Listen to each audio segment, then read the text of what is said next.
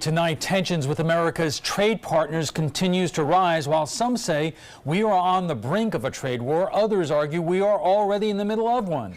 A new $50 billion in tariffs on China and even more on steel and aluminum imports. But what does that mean for us, the average consumer? ABC 7's Taylor Torringano is here with more. Taylor. Good evening, Alan. The experts say we can see the effects of these tariffs in many forms, but it's hard to predict the exact impact looking forward. We can bet, though, that the cost of our average goods, like, say, a gallon of milk, has and will go up.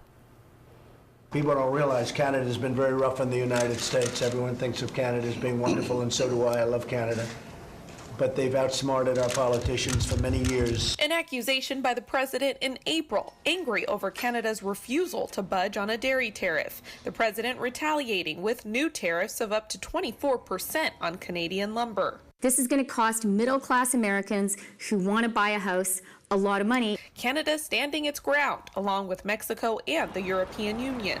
All three now hit by the U.S. with a 25% steel tariff and 10% for aluminum, too. If you want to define it as a tit for tat with tariffs, we're already in a trade war. The once trusted allies of the United States described by the president as trade villains. So how will this affect you and I? Everyone should understand right up front that a tariff is a tax on consumers because the cost of that tariff will be passed directly on to consumers.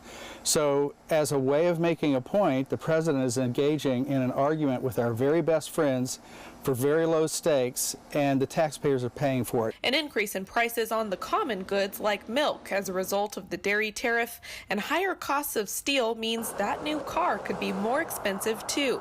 But there's also more indirect effects. If steel's more expensive, then it's more expensive to manufacture with steel.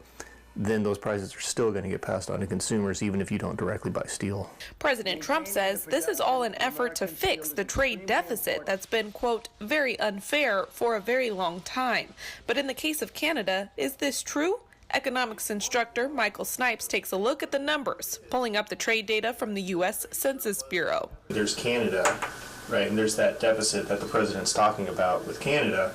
But when you scroll up, this is trade in goods only. So it's really an incomplete picture. A rounded $18 billion deficit in goods. But to be accurate, Snipes says you have to include the services we get from Canada in that equation.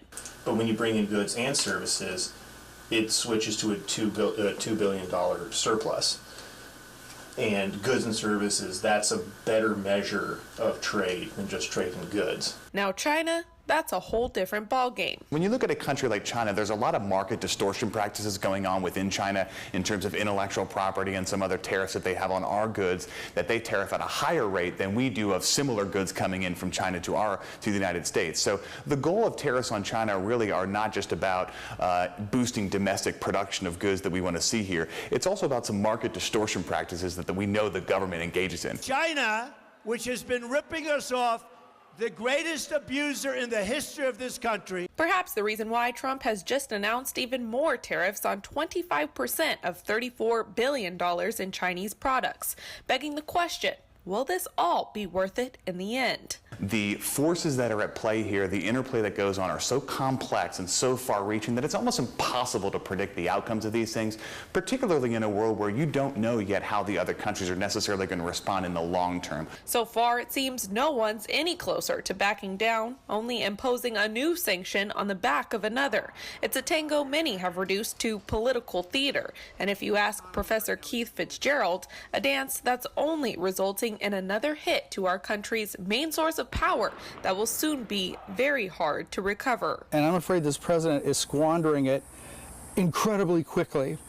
I think already we have lost respect on the world stage, and that respect was really the main source of our power. And Alan, it only continues. Today we're learning Europe, Turkey, and India have just hit us with hundreds of millions of dollars in tariffs.